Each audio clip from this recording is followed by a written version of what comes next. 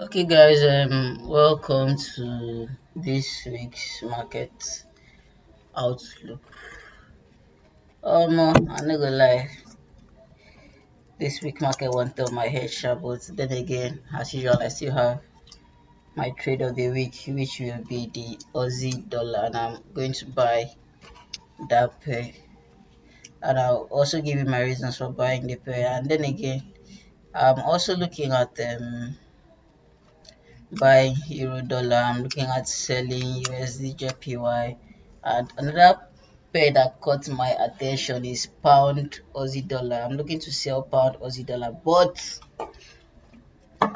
the pair is kind of tricky. It's interesting because it's tricky, but then again, I only want high probability setups, and I think so far Aussie dollar has given me the most setup I need. If I can get just one trade from the Aussie dollar this week, that will be very, very okay for me. Like before I even started my forex funds challenge, I was looking at one or two trades per week, but last week I ended up taking like four trades.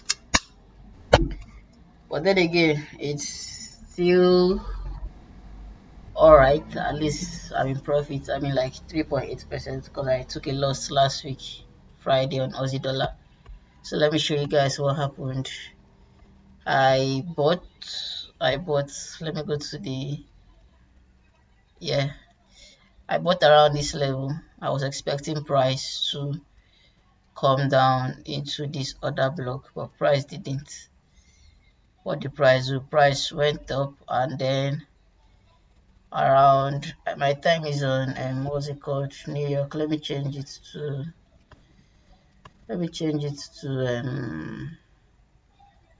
Lagos. Yes. So I bought from here. Sorry, I sold here, expecting price to break this level and come down into this other block, but price didn't. Instead, price rejected this level, creating a minor support there, and then rallied up around I think 7 o'clock. Is that 7 o'clock? 15 is 3, 16. For around 5 o'clock in the evening, we had this push to the downside, and then market closed to bearish. Sorry if my voice is low. I'm just recovering from malaria treatment, but I'll try as much as possible to be audible and clear so that you guys understand everything I want to give you guys here. So I think I'm going to start from GBP AUD all the way down to the Aussie dollar. I know the lines on GBP AUD is much. Then again, that's for a reason. So starting from this commitment of traders report, what we can see is that the Australian dollar, I think, is the strongest of all currencies as it stands. The Australian dollar is the strongest of any currency as it stands from this report. And then I would say the weakest is the US dollar because commercials are extremely short on the US dollar. And then again, so the pair I want to look at now is the pound Aussie dollar. What I want you guys to notice on the pound is that the amount of long positions were reduced by 6,000 plus, and the amount of shorts were increased by a lot. I think by over 4,000 shorts on the British pound was added. So what I want you guys to notice, this is okay. This is the British pound. What we have here is we have 9,000 shorts. That's coming from last week's. Sorry, 9,000 longs. That's coming from last week's 28,000 longs. So like over 20,000 longs were removed. You get. So okay, like what barchart.com does, let me explain so that you guys don't get confused. What barchart.com does is subtract the shorts from here, and then like, okay, what is it? Subtract US pound, subtract this from this, and then you get the figures that is given on barchart.com. So as you can see, from over 28,000 longs we had last week, this week we have 9,000 longs. It means like a lot, like almost 20,000 longs positions were closed. And then what happened? Let me show you guys something. Like, even though you guys don't like considering the large speculators, but I want to show you guys something, because this is like the opposite of this. You get? So while these guys are closing their positions close to zero, close to equilibrium, these guys are actually adding long positions. So for the fact that these commercials, they reduced their positions from over 20k to below 10k, and then these guys here from minus 23k shorts, they actually closed their shorts and added longs. You get? So it means that what I'm expecting the pound to do is to show signs of weakness next week, because the amount of longs has been drastically reduced. And then again, if you go to the Australian dollar, what you can see, even though we have this swing low here, price rallied twice and then closed, I will say closed with a bullish body here, because the Australian dollar is actually bullish among all other currencies.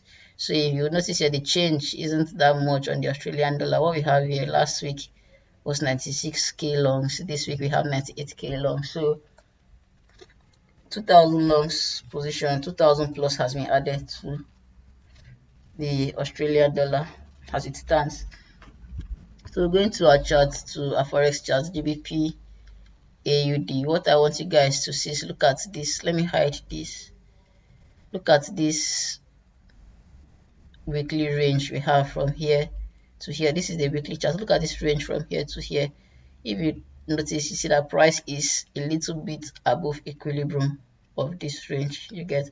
Price is a little bit above the equilibrium of this range. So let me bring back my annotations and then go into the 4 hour. Let me see the daily. If there's anything I would like to point out on the daily, there's nothing there. There's nothing of interest on the daily chart. So let me go to the H4, and then what you guys can see is what the price rallied from this low to this high, broke this resistance we had at this level, at this equilibrium level, broke the resistance, gave us this new high, came back, didn't break this resistance we had. Like, I want you guys to understand, this resistance level we have here, it's a zone. It's not just any particular price, it's a zone. So you guys should expect this this up and down price movements, like around this equilibrium we have here. So what I want you guys to see is, this price broke this level, came back, couldn't break this level to the downside. What the price went back up, and then there's an order block here. Price filled this other block and then again rallied to the downside. This time price broke that level and came to discount. Then after price reached discount, what the price do? Price went back up to equilibrium and actually broke equilibrium. At this point, what I'll be thinking from the retail perspective is that what the price actually do, price came back for retest and then rallied back into premium. So as it stands, yes, price is at premium and I'm looking to sell this pair, but I would not sell this pair yet, because what do we have just above where price currently is that we have a fair value gap. That's one. We have a swing high. That's two. And then here, if I go back, if I should go to, I think the 1 hour, if I should go to the 1 hour chart, you see that there's an order block here, and just below that order block is a fair value gap in around this level. So what do I want to see price do for me to consider a sale on GBP AUD? I want to see price fill in all these imbalances and other blocks we have at premium. You get? So that's what I really want to see price. I want this price now. I know, yeah, you sell from this level now and you're expecting price to drop, which I feel it's a feeling, because we are in this game based on probabilities. We are trying to analyze the probabilities and gauge our risk to reward. So yeah, you sell from this level and no doubt you'll be in profit, maybe probably close to the end of the week, but how long or how much losses will you be able to take if price should come to fill all these imbalances and gaps we have in other blocks before price will go in your direction? So what I want to see price do next week in order for me to consider a sale on pound Aussie dollar, I want price to fill these imbalances we have here and then reject to the downside. The only place I'll be looking to take an early sell on this pair is this price 980 9080. This is the only price I'll be looking to take a sell on an early sale on GBP AUD. If price doesn't come to this level, I won't take this sale. Nothing will make me take this sale on GBP AUD. So I want to see price filling all these imbalances we have here and then drop to the downside. So this is what I'll be looking at. I'll be looking at this, or I'll be looking at this. So this is what I'll be looking at for the GBP AUD going into next week. So then again, which other pair am I looking at? The euro dollar. Okay, the euro dollar is quite interesting because this is the 4-hour chart. Let me see what the weekly looks like before going to the 4-hour chart. Did I refresh this? Okay, this is what the weekly chart looks like. Price has been going down continuously. Now when price got to, the price has been going down, and then as you can see, the last week, okay, week before last, we were bullish, like coming from this low we had here, and then price rejected back to the upside. And then when price got to this, even though people like ICT traders don't like trend lines, but then again, they are part of the market. Like, you just can't take trend lines out of analysis. What's wrong with this stuff? You just can't take trend lines out of this game. It's there for a reason. You get. So what the price came back to this level and then rejected to the downside, and then this is where price closed last week. Okay, let me open this window because it's too much of it. So that's where price closed last week, and I want you guys to notice we have a lot. Let me change this stuff to white. I actually changed my chart template because the light was entering my eye too much. So I had to change it from white to black.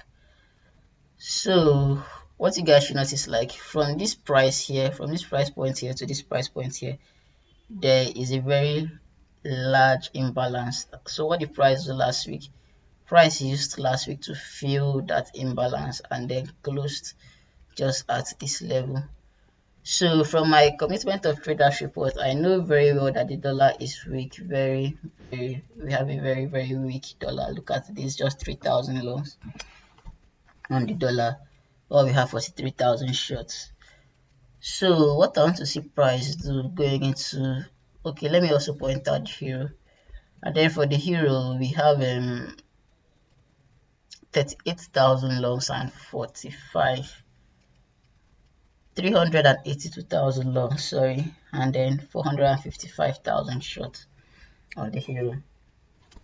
So even though the amount of shorts is way higher than the amount of longs, then again, this amount of longs is way better than the one on the dollar.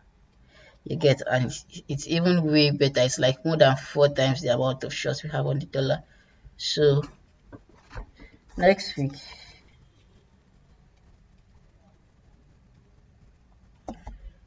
what I want to see price do is this level where price is. I'm expecting an early buy on euro going into next week because price has actually filled this imbalance, like the first imbalance we had.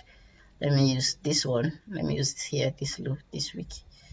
We filled this imbalance. Okay, we filled this from here to here, and then we've also filled this one from here to here. So, and then you can see the rejection from that level. So I'm expecting an early buy on the euro dollar next week to at least this other block we have here. So I'm going to mark that level, and then I'm going to mark the tip of that candle, the low of that candle, and then let me measure the pip range. We have like 31 pips, so like I'm looking for that 31 pips buy to this level before I'll be expecting to sell the euro dollar, because as it stands I don't even want to take any more trade this week. Honestly, I don't want any nonsense. So as it stands, I'll just be looking for this short buy into this level, and then if price wants to make it from that level, whatever price wants to do there, let it do. That one is not my consent. But I will not even be looking to trade the euro dollar next week. It's just an observation. So up next, I think the next pair, there's USD JPY. This JPY they behave like Momu sometimes. Honestly, I not gonna lie, they pay me. So, whew, I need water. I'm tired.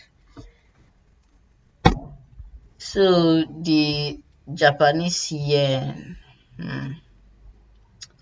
Let me start from the COT. The Japanese yen, we have 159,000 longs, and then we have 83,000 shorts. So a little change can be noticed from last week. Last week we had 160,000 longs, and this week we're having 159. So like close to about 2,000 longs position. 2,000 longs has been closed up, like around 1,000 or so.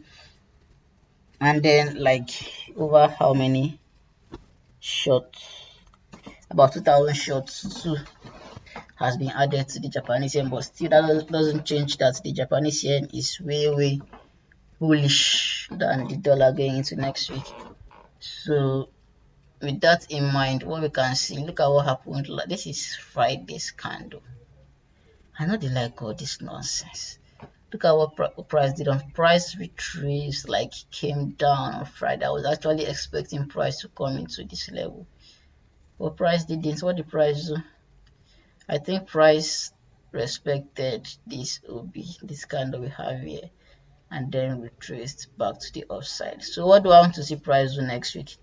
We still have an imbalance here that price has to fill on USDJPY, but I won't be looking to take this sale until I have a retracement into at least this OB we have. I know that's like a very large gap, like that's a, well, I say an extravagant expectations, but yes, but I want to see price coming to that level.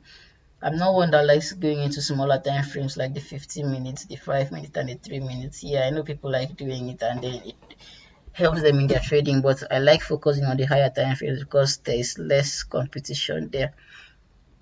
So what do I want to see price? I want to see price coming to this level before I take the sale. Yes, I will sell USDJPY, but I want to see price coming to this level. If price doesn't come into this level, I'm not selling USDJPY. So that is just it. There's nothing much to see here. I'm not taking this sale until price comes into this level, and maybe I'll be looking for this take profit target or this take profit target, or yes, be looking at that imbalance as a take profit target where price must come into this level. So those three pairs I just gave, GBP AUD, Euro USD, USD JPY, those are just observations, but let me take you to where my trade of the week is, which is the Aussie dollar. I am going to buy this pair, and I feel the buy on Aussie dollar will come in very early, maybe as early as Monday. But then again, I am thinking price during Asian session, price is going to tap this level and then give us a buy. Give us a buy from here. So this is, there's another block here, and that other block, as you can see, I marked it like there's a fair value gap in that level. So let me just edit this so that you guys can see the text properly. Excuse me. So there's a fair value gap there, and then there's another block around that level. So I'm going to take this buy, and that level will be my take profit target. Let me see where I got that fair value gap from. I think here the H4. Look at this red. Look at this very strong impulse we had to the downside. Price filled this. Yes, it filled this. But then again, we still have an OB on the H1, which is still holding liquidity, so I want price to fill in that OB. So therefore, what am I looking at next week is for price to come down a little into this level. If this happens Asian session at night and I begin to see rejections around here, I begin to see rejections around that minor resistance we have there, nothing is going to stop me from taking that buy. Honestly, I'll take the buy, and then whatever happens. If I begin to see something like this around here during Asian session, and then I see a break of structure, I'm going to take the buy. I'm going to take it, even though I might decide to use a smaller lot size, but then again, as price rallies to the upside, I'll begin increasing, I'll add more positions, and then this area, this swing high, will be my first area of take profit, because it's around just a little bit around equilibrium of this price range, like from this high to this low. This swing high is just around equilibrium, so I'll be looking for this area to take my first set of partials, and then I'll allow the rest of the trade run into this OB before I'll close my position, all my positions there. So for the Aussie dollar, this is what I'm looking at. I'll take this buy because this level is holding as resistance, even though you guys would like to call it a call loss and then liquidity sitting under here. That one concern me. Once I see price rejecting here, I'm going to take the buy, and that is it. That is final. So then again, these pairs are what I'm looking at going to next week, but Aussie dollar is my main point of interest. And again, I want to point out something. I just noticed it. Notice from this price level to this price level, or should I take this week? But then again, from this price level to this price level, there's a gap there that price has to fill. Price has to fill that gap and then give us this OB to the top side. So as it stands, everything is just pointing to a buy on the Aussie dollar. And then again, look at this. The Aussie dollar is very, very bullish. It's the most bullish of all these currencies in here. So then again, that's what I'm looking at going into next week. And even the commitment of traders chart shows that the Aussie dollar is very bullish. Look at this 98 from last week's 96. So I'll be looking to buy this pair going into next week. So I hope you guys enjoyed this outlook of mine. I know it's long. Yeah, my outlooks are always long because I like to go deep into details. 22 minutes. Mona endure, no verse. I don't mean out like that. So you guys should enjoy, and then again, as usual, keep catching pips, keep smashing the market. Last week was good, and I know this week will be better. Then again, manage your risks. It's not all about having tight risk to reward ratio, like you have risk reward ratio of 1:11, 1:15. Nobody cares about that. What we want is to be profitable. If you get consistently get your 1:4, 1:5, 1:7, like that's a lot. You can actually do a lot with that. So even if you can consistently get your 1:3, it's okay. You don't have to bother yourself about what another person is doing. Yeah, everybody wants to boast and brag, say yes, I got 1:20 something, 1:205. That one no concern you. We are here to make money from this market. That 1:205 can even be $1 to make $205. Nobody cares. And somebody else might be out there making like consistently getting 1:3, and that 1:3 is risking $1,000 to get $3,000. So what am I trying to say? It's not all about your risk reward ratio. It's about your consistency and how profitable you can be and maintain your profitability on the long run. So yeah, I know. Then again, we are all here to make money. That is just it. If you can keep your level of consistency in the market, you will surely be profitable. And then again, on the long run, you can actually adjust your trading techniques to like give you that edge in the market. So I just chip that in because I've seen a lot. And then again, sometimes I want to feel bad, but then again, it's not worth it. Just skip. It's not worth it. You know what you're looking for in this market is to be profitable, and then secure as much capital, as much funding as you can get. So keep catching pips, keep smashing the markets, work on your consistency, and then again you will make money from this trading game. As usual, it's your boy Savior, and I'm signing out. Have a wonderful week. Peace.